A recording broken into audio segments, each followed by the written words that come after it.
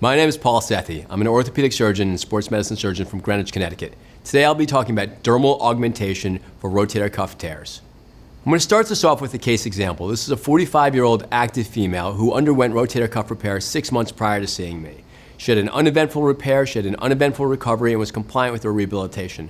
Unfortunately, she continued to have pain and difficulty using her arm, and her post-operative MRI suggested she had failed to heal or developed a musculotendinous tear after her primary surgery. She saw multiple opinions, and at the end of the day, the opinions felt that re-repair was an option, an augmentation was an option, a tendon transfer, a superior capsule reconstruction, or even a reverse shoulder arthroplasty. This is a problem that we all see. This is a problem over the past 15 years I've seen more of, and addressing challenging rotator cuff tears or revision rotator cuff tears is not a simple solution for us as surgeons. What I chose to do for this patient is do a primary re-repair, and then I wanted to do more than just a primary re-repair, and I added a dermal augmentation with an AFLEX 3.0 graft. And here you can see her post-operative images. Strong graft, tendon repaired, reasonable, young, healthy person. To talk about dermal augmentations, who, why, and how I do it is important. To differentiate though, this is not an interposition graft. This is not a superior capsule reconstruction, which is an important and useful part of my toolbox, but this is a human acellular dermal graft that is structural. It's 3 millimeters thick, it is safe, it's got a long vetted history in orthopedic surgery, and it incorporates, we know from many studies, histologically will incorporate into the tissue where we sew it into place. Historically, I've used these for revision surgeries.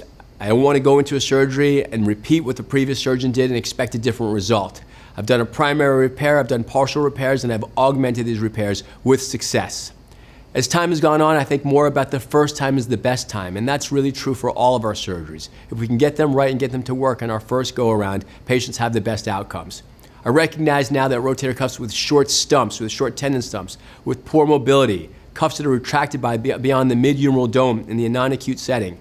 If we're very honest with ourselves, re-tear rates can be close to 20% for all cuffs and closer to 40 or 70% for larger tears. In our toolbox, we have better materials, we have tapes, we have vented anchors and optimized tuberosity preparation. We have ideal rotator cuff tear configurations with double row and rip stops. And now an important part of my toolbox is the AFLEX graft to augment both primary and revision repairs when I have a tendon at risk. Of course, this is my optimal configuration. In a primary repair where I've got good tissue, I'm going to place a bridge configuration with tapes. The tapes are going to cross on the lateral edge of the tendon, and anteriorly and posteriorly I'm going to have luggage tag sutures. And this has been a wonderful workhorse. However, that's not a practical application in everyone. We'll consider this next patient who's in his 50s, who's got a large tear, who's got an intact subscapularis, and once again, the opinion suggests that he get anything from a re-revision primary repair all the way to reverse. Looking at his muscle atrophy, I know that if I go to do a primary repair, I'm at high risk for failure of tendon to heal. So I need to think of something different. I need to look into my toolbox. What I did on this case is I got into his shoulder and looked at it. I said, you know what? He doesn't need a superior capsule reconstruction. He's got enough tissue. He does have a loop intact bicep synodesis here. I'm going to proceed with a primary repair of this patient, and then I'm going to augment it. Step one is to adequately prepare the footprint. I don't want to excoriate or take too much bone off. I want to maintain the cortical strength. I will use vents on the medial side to try and enhance the healing, and this has been shown in the Asian literature to actually enhance healing rates. I'm going to create a primary low tension repair. We have two different cases right here. One with triple loaded anchors where I have a Mason Allen suture or Mason Allen equivalent with two simples wrapped around it. And the second where I have a primary repair brought down. What's important on both of these repairs is you can see there's bone or tuberosity lateral to my repair. I recognize that this tissue is not mobile enough and I did not want to over tension it. I also realize that these tears are going to be at high risk for failure. So now the idea is, can I augment, can I make this better, and what are my options for better patient outcome? Well, here we can see this exact case, primary low tension repair, but that's not enough for me. I'm going to add more to it. And what I did in this case is I added a dermal graft. I cut a 3 millimeter AFLEX graft. This was about a 20 by 25 millimeter augment, and I slid it down over the shoulder. So I go from the top screen where I've got a large tear, a primary repair, which some people may think is reasonable. When I recognize the patient's age, activity level, and degree of atrophy, I want to augment this and make this a little bit better. And that's what we've done over here. The important principles, I think, of how I do a dermal augmentation, and this has evolved since I first started doing them, is first of all to unload the repair medially. So I want to have 3 sutures placed on the medial aspect of the graft. This is going to be how I draw the graft into the shoulder, but at the same time how I fix it. Equally importantly is to affix the graft laterally. These are typically single row repairs because I don't have enough tendon mobility, and I'm going to, on an independent anchor, anteriorly and posteriorly, unload this graft and repair and protect my native repair underneath. At the same time, I'm going to reduce the strain and the mobility, which is going to enhance the tenocyte function and help this repair to heal up in a functional way. Medial contact with the muscle, I think, is a second important component of this. Here you can see as you look more medially, I'm getting into the supraspinatus and much more easily the infraspinatus muscle belly.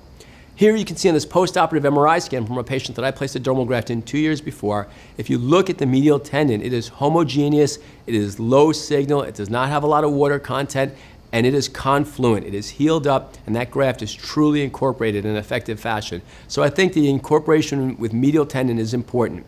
What are the results of this surgery? Well, in the literature, we have very nice published results looking at primary repair with augmentation, whether it comes from Joe Iannotti, from Guyat's group, or even Dr. Barber's group. We see that re-tear rates are going to be smaller in cuffs at risk. The most prominent study is from Dr. Barber, where we look at a 15% re-tear rate versus 60% without a graft.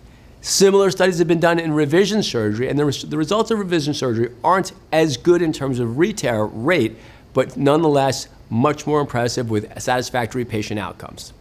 Let's go back and visit this 45-year-old female and how this has affected my practice. Once again, her options were re-repair, augment, transfer, SCR, or even reverse.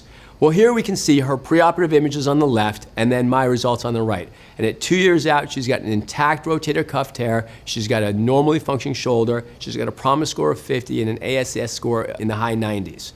So what have I learned and how have I changed over the past decade? Well, the first thing is I recognize that all of my revisions are going to be subject to grafts, augmented grafts, when it's a feasible option. A superior capsule reconstruction will be the other option. But I also realize that a short stump is important. I realize that poor mobility is important. I realize that significant retraction. I'm honest about the re-tear rate with myself and with my patients, and I really try and take advantage of my toolbox. My toolbox has that AfFlex graft ready to go at any moment. I have it in the room, and I'm going to incorporate it in a fashion where I can unload the tear on the medial side, then shore it up on the lateral side, and take them through an effective rehabilitation. The ability to graft tears primarily and secondarily has really changed my practice. It allows me for more satisfactory outcomes. We continue to follow this. We've probably done over 100 in the past decade, and in the last 3 to 5 years with the AfFlex 3 graft, we have 25 patients that we're following up with ASCS, PROMIS, and MRI scores. I showed a couple of them in this talk, and I look forward to presenting that data as we move forward.